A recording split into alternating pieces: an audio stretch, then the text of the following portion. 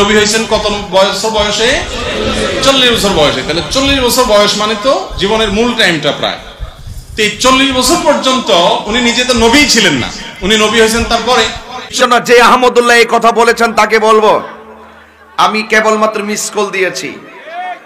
আমি 48 ঘন্টা সময় দিলাম। 48 ঘন্টার ভিতরে তার বক্তব্যকে উড্ড করতে হবে, তওবা করতে। Inshallah, may Creator save you already time. You pay me, inshallah. Thank you very much. আসসালামু আলাইকুম। আমি আপনাদের কাছে দেখাবো এক বক্তব্য দিয়ে এবার ফেসে গেলেন শাইখ আহমদুল্লাহ হুজুর। আর এইদিকে ওয়াজ চলাকালীন হঠাৎ এমপি ফোন দিলেন তেরি হুজুরকে। কিন্তু কেন, যা জানলে আপনারা অবাক হয়ে যাবেন। আজকের ভিডিওটি অত্যন্ত গুরুত্বপূর্ণ। আমি আশা করবো যে আপনারা এই স্বপ্নের ভিডিও দেখবেন, আর এই স্বপ্নের ভিডিও দেখলেই বিস্তারিত জানতে পারবেন। আর এই ভিডিওটি দেখানোর আগে আপনাদের সমস্ত একটি রিকোয়েস্ট, আপনারা যদি চ্যানেলে নতুন হয়ে থাকেন তাহলে এরকম নতুন আপডেট নিউজ সবার আগে পেতে আমার এই চ্যানেলটি সাবস্ক্রাইব করে আমার সাথেই থাকুন। আর এখন চলুন কথা না বাড়িয়ে আমরা ভিডিওটি দেখে আসি। নবী হয়েছেন কত বছর বয়সে? 40 বছর বয়সে। তাহলে 40 বছর বয়স মানে তো জীবনের মূল টাইমটা প্রায়। তো এই 40 বছর পর্যন্ত উনি নিজে তো নবী ছিলেন না, উনি নবী হয়েছেন তারপরে। 40 বছর পর্যন্ত উনি নিজে তো নবী ছিলেন না, উনি নবী হয়েছেন তারপরে। এক ভাই জিজ্ঞেস করেছেন নবী করিম সাল্লাল্লাহু আলাইহি ওয়াসাল্লাম নাকি 40 বছর পর নবুয়ত প্রাপ্ত হয়েছেন নাকি তারও আগে। আসুন আমরা হাদিসে মুবারাকা থেকে জেনে আসি। আবু হুরায়রা রাদিয়াল্লাহু তাআলা থেকে বর্ণিত একটি হাদিস এসেছে, ওয়া আনা আবি হুরায়রা রাদিয়াল্লাহু তাআলা ক্বালু ইয়া রাসূলুল্লাহ সাল্লাল্লাহু আলাইহি ওয়াসাল্লাম মাতা ওয়াজিবাত লাকান নাবুওয়া ক্বালা ওয়া আদামু বাইনা রূহি ওয়াল জাসাদ রাওয়াহু তিরমিজি। একদিন সাহাবায়ে কেরাম জিজ্ঞেস করছেন আমার নবীর কাছে, ইয়া রাসূলুল্লাহ আপনি কখন থেকে নবুয়ত প্রাপ্ত? আমার নবী বলছেন আমি সেই সময় থেকে নবী যখন আদম আলাইহিস সালাম আত্মা ও দেহের মধ্যবর্তী অবস্থায় ছিলেন। অর্থাৎ আদম আলাইহিস সালাম সৃষ্টির পূর্ব থেকেই আমাদের রাসূল পাক সাল্লাল্লাহু আলাইহি ওয়াসাল্লাম নবুয়ত প্রাপ্ত।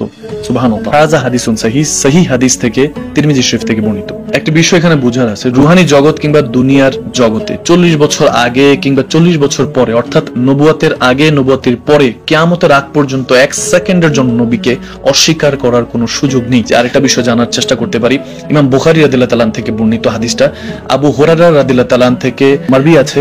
একদা রাসূল পাক সাল্লাল্লাহু আলাইহি ওয়াসাল্লাম জিবরাইল আমিনকে জিজ্ঞেস করছে, জিবরাইল তোমার বয়স কত?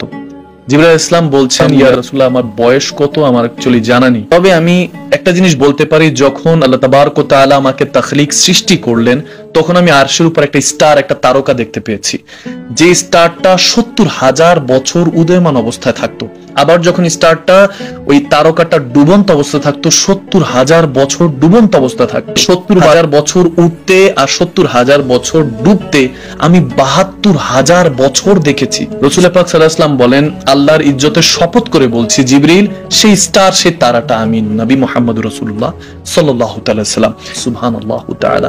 এই হাদিসটা আত-তাশফিফাতে ফি খাসায়েস ওয়াল মুজিজাত কিতাবের মধ্যে ইমাম বুখারী রাদিয়াল্লাহু তাআলা বর্ণনা করেছেন এবং তারিখুল কবিরের মধ্যে ইমাম বুখারী বর্ণনা করেছেন। ইমাম বুরহানুদ্দিন হালাবি শাফি সিরাতে হালাবিয়ার মধ্যে প্রথম খণ্ডে এটা বর্ণনা করেছেন। আল্লামা ইসমাইল হাক্কি আলাইহি রাহমাত তাফসীর রুহুল বায়ানের মধ্যে এটা বর্ণনা করেছেন। আল্লামা শাফি উকারবি জিকরে হাসিনের মধ্যে বর্ণনা করেছেন। এভাবে ইমামগণরা অসংখ্য কিতাবের মধ্যে এই হাদিসটা বর্ণনা করেছেন। এখান থেকে আমরা কি বুঝতে পারি, দুনিয়া সৃষ্টির আগে থেকে আমাদের দয়াল নবী রাহমাতুল আলামিনকে আল্লাহ রাসূল এবং নবুয়ত প্রাপ্ত করেছেন। আল্লাহ তাবারক ওয়া তাআলা জিবরাইল আলাইহিস সালামের হায়াত কত দিয়েছেন কিংবা তেনার বয়স কত, সেই সম্পর্ক থেকে নবুয়তের একটা বিষয় কিন্তু বুঝে আসা যায়। একটা জিনিস এখানে বুঝার বিষয় হলো, অনেকে আমরা মনে করি যে আল্লাহ তাবারক ওয়া তাআলার উপরে আমরা রাসূল পাক সাল্লাল্লাহু আলাইহি ওয়াসাল্লামকে উঠিয়ে নিচ্ছি বা উঠানোর চেষ্টা করছি, এটা কখনো সম্ভব না। আল্লাহ আল্লাহ, রাসূল রাসূল। আল্লাহ খালেক, ক্রিয়েটর, আর রাসূল পাক সাল্লাল্লাহু আলাইহি ওয়াসাল্লাম হলেন ক্রিয়েশন, সৃষ্টি।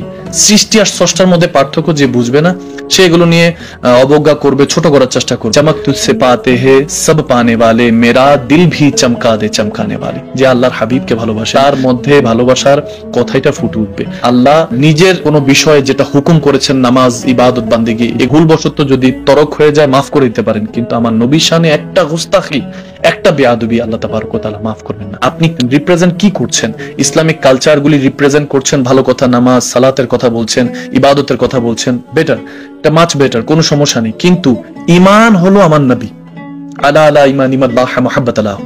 আমার নবী বলেছেন, যার ভিতরে আমি নবী মুস্তাফা সাল্লাল্লাহু আলাইহি সাল্লামের প্রেম নেই, ভালোবাসা নেই, সে কখনোই ঈমানদার হতে পারে না। সো আমাদের ওই জায়গায় খেয়াল রাখতে হবে যে নবী ভালোবাসাই হলো ঈমানের পূর্ব শর্ত। ঈমান চলে গেলে আমল দিয়ে কোনো কাজ আসবে না প্রিয় ভাই। আর বাকি তাদের জন্য বলতে চাই যারা জেনে বুঝে আমার নবীর শানে বেয়াদবি করে, রহেগা ইউহি উনকা চর্চা রহেগা বড়ে খাক হো যায় জল জানে वाले। আমার ইমাম বলেন আমার নবীর চর্চা তখনো ছিল, এখনো আছে, কিয়ামতের পরও থাকবে ইনশাআল্লাহ। মা আসসালাম, আসসালামু আলাইকুম ওয়া রাহমাতুল্লাহ। যে আহমদুল্লাহ এই কথা বলেছেন তাকে বলবো, আমি কেবলমাত্র মিস কল দিয়েছি।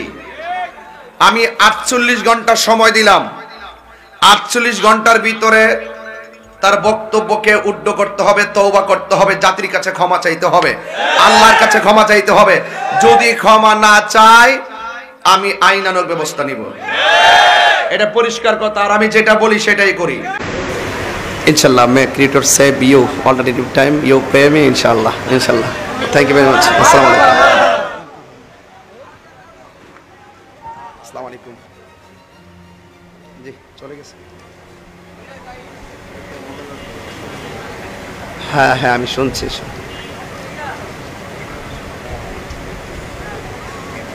জি জি, 8-10 মিনিট। জি জি জি জি জি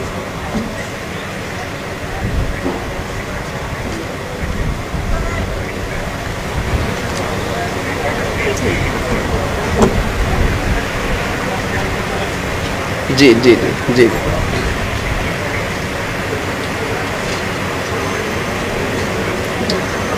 নিশ্চয় নিশ্চয় নিশ্চয় ইনশাল্লাহ আমি আসবো এক সময়। জি জি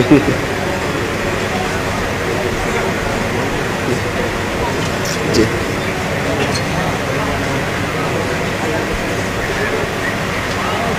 জি জি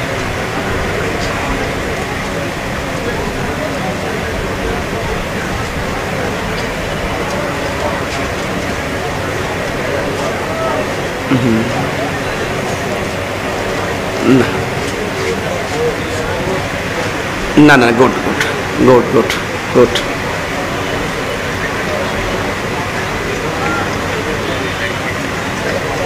অনেকবার অনেকবার অনেকবার।